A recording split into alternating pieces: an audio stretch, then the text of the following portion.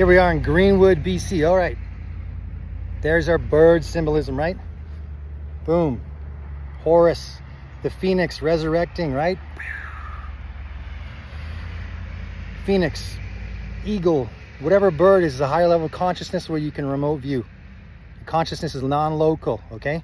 This is it. Also a symbol of resurrection, of flight, of empire. I told you about the Austrian Empire, you can see. He's on the Russian flag, the Russian Empire, the American flag, the Mexican flag, right? This is the symbolism, okay? So this is Greenwood. This is where the mining happened, okay? So a lot of mining happened here. They're looking for gold, silver, copper, a lot of copper, right? And as we talked about earlier, the copper you can put on top of a building, right? Up top of that obelisk, and it could draw energy from the atmosphere. Another thing, you can use copper bowls or plates or cups, and it actually heals you. You see people with copper bracelets. Some cultures have a lot of bracelets of gold and silver and copper. I know the Sikhs have one around their wrist. It's also a healing device, right? Man, this town's so cool. It has a saloon in it. It's got little shops in it. It's cute. It's got obviously the mining materials and whatnot too. So this is the museum. Smokestack. Could be a symbol of an obelisk. I don't know. But on the other side here, you can see it's like a cute little saloon town. It actually has a saloon, just like cowboys versus the indigenous sort of story. Let me walk down here. Boom. Feels like you're riding on a horse or through the town, you know? Amazing. I do love the red colors also. Okay, so again, it's called the Phoenix Interpretive Forest. So again, Phoenix is a resurrection symbol. Phoenix. The sun worship with the cross, sun over the water.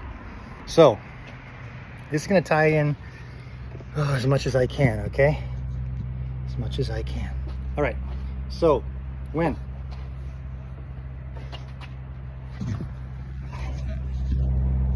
If you're people, a group of people, or beings that know about these cataclysms, okay?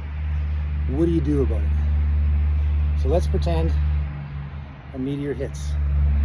And it hits the ice.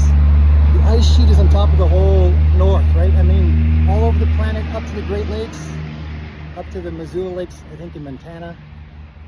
The water rushed all the way down to Nevada. If you're aware of these cataclysms, it was raining on the Pyramid of Giza, on the Sphinx, which is why the lion symbology and cat symbology is there also. So, you're aware, 12,000 year cycles, a pole shift or a cataclysm, an ice melt or fire, I don't know what it is. Earth is real old. So this is how this happened, just north of Vancouver. You can see on the map too where the water disperses. A meteor hits a sheet of ice, okay? It hits the sheet of ice, boom, cracks it. Knocks the water, knocks the ice and breaks it up down here. So this ice sheet gets kind of full of water, and all the copper and the gold and the diamond and the minerals come through here. And that's why they have huge veins through all over British Columbia. There's all these little mines. This is a good example of one. And they run down the Fraser River right to Las Vegas, San Francisco, all the way down to the Mexican pyramids with Quetzalcoatl. They had the pyramids. You can see on Mel Gibson's movie, there's some sacrificial things in the pyramids. They're doing it with the sun, the shaman's doing it. There's gold, El Dorado, right? El Dorado, think about that, the city of gold. Why did the Columbus or all these people, the Cologne family, right? District of Columbia, British Columbia, this country of Columbia, why did the Cologne family, all the way from Pontius Pilate, come over here with their ships, skull and crossbones, pirate ship, to look for gold? You see? There's gold in El Dorado. There's gold here. You can go mine gold right now. And the copper, as we talked about, copper pipes, copper wiring, especially during a war, you can do this, right? So ice rushes under, and that's why you see all these cuts in the rock, or the water rushing down from the rock, or the desert all the way down to the Nevada, right? So if you knew this would happen, how would you reset civilization when this occurs? You would build those granite buildings, or those Vatican, or the one in Nelson, that granite building, or all these churches. You'd build that, or a pyramid that would last all these cataclysms, right? They're eternal. As the earth cycles through the 12,000 year cycles, or 2,000 year cycles, these stay there. And they put it didactic, they put it into art, they put all the numbers and the geometry and the symbols and the stories in the actual building, so it stays there in case it gets wrecked, because paper is going to get wet. Okay, so we got the water rushing, covering everything. Now, the deck of cards is telling, it's all in the cards, right? If you need to restart civilization, you need a king, right? You need a queen. You need a jack, right? That's your Trinity: Isis, Osiris, and Horus. Jesus, God, and Mary. You see, this is the union that creates civilization. Now, each one of these cards also represents a different chakra and different elements. So this is the element of air, where the meteor comes down. It looks like a spear as the meteor goes through the air. Boom. This creates a cup or chalice. You see, that's the chalice in the female womb, the portal from that dimension to this one. That's the chalice, the heart. And clubs, this is the earth. Clubs, earth elements. All the flowers, if the meteor hits, it makes a cup, a chalice, where you would go find all the minerals to mine, right? And these are the hard stuff, the diamonds or fire, you mine for these things, okay? It's in the cards. Second, how many weeks in a year? 52, right? How many cards in a deck? 52 cards. The red section represents the January to June, where it's light out, and this represents June to December, where it's dark. So it's showing you cycles. Also, these cycles, 4 seasons, 4 suits, 1, 2, 3, and 4. Okay. We also have this character to make things fun. The trickster. We learned about the trickster and coyote trickster, and or the non-human intelligence, those weird ghosts or entities. Little trickster character keeps everything fun, right? Chaos. The Joker, just like the movies, he's chaotic. He'll stir things up. Now, how do we know about cataclysms? 1, boom. Look at it. He's getting ready for a flood. Magician, shaman knows where to go. Underground cities, deep underground military bases. Remember, the water's rushing underground. There is deep underground military bases. Look, Denver, Colorado, that airport. There's more, okay? There is stuff underground. The magician knows about all the elements. That's why he's holding that. He knows about everything. There's infinity. He knows about cycles of time. There's our 2 towers. So you need your priestess for the civilization. You need your empress with our roses on there, right? You need your king, right? You need your queen, right? So you're gonna need all these characters. You're gonna need your prince, usher in the new world, or everything, right? So the hermit knows there's a cataclysm coming. You see? He knows. See the ice in the background? Very similar to this character here. He knows there's ice in the background and it's gonna melt one day, so he's aware of it, right? This shows you cycles of time. This is a new perspective. You see the cross? Halo symbolism. There's your card, death card. There's your rose on top. So they know about the compass rose, the elements, all that stuff. The death card, there's a pope there, there's a king there. There's the white horse. You see the white horse on the RCMP symbol, or the passport symbol, or the Rothschild symbol, or the king and queen symbol, family emblems, Habsburg and stuff like that. You see those things. The white horse is the pale white horse of the apocalypse. This is the angel helping everyone out. You can see the third eye symbolism up there.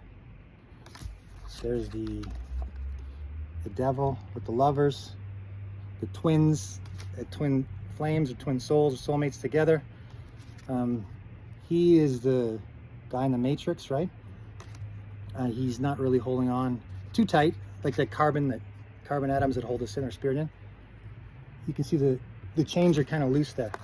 There's the tower symbolism. Destruction of the towers or culture to recycle it. There's numbers in the stars too and everything that'll fit.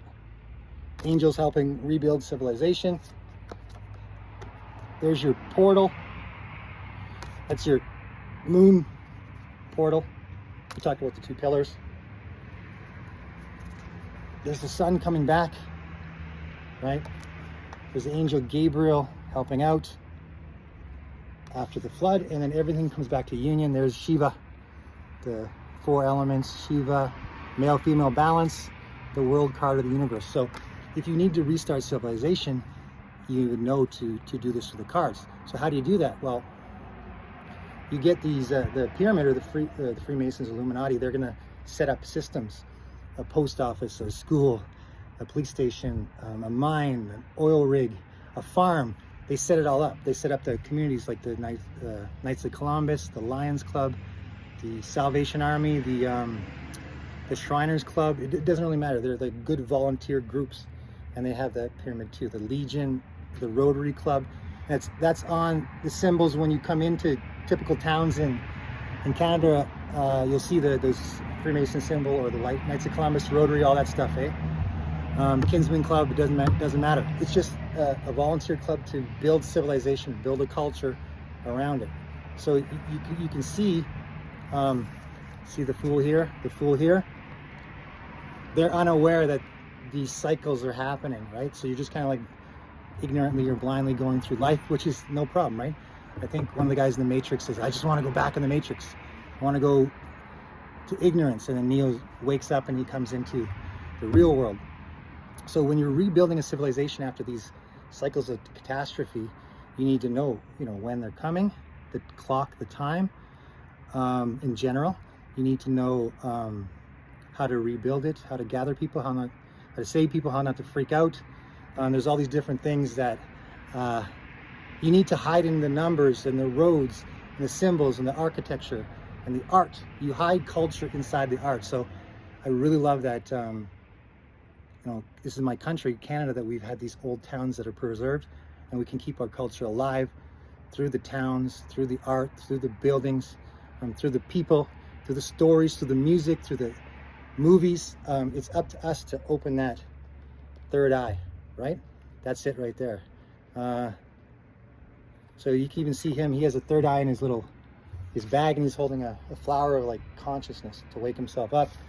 And you can see the third eye symbolism, like I said, over and over again in these characters in the cards. So these are all in all the movies too. If you can just pay attention to them and put the pieces together, I think it's going to really help you out as far as like raising your consciousness level up to here and being somewhat awake, okay? And if you don't believe in it, that's fine, because these other people do. I'm telling you about these military disclosure, I'm telling you about history, I'm telling you about the occult. The occult means ocular, right? Seen or unseen. If I show you this and you don't understand what I'm talking about, maybe you got to play with the ideas, or you can't read the symbols. That's okay. I'm trying to tell you something that's true. I'm trying not to waste your time. So enjoy this series, because I just gave it everything I had. Okay? If I die tomorrow, that's all I got. Take care.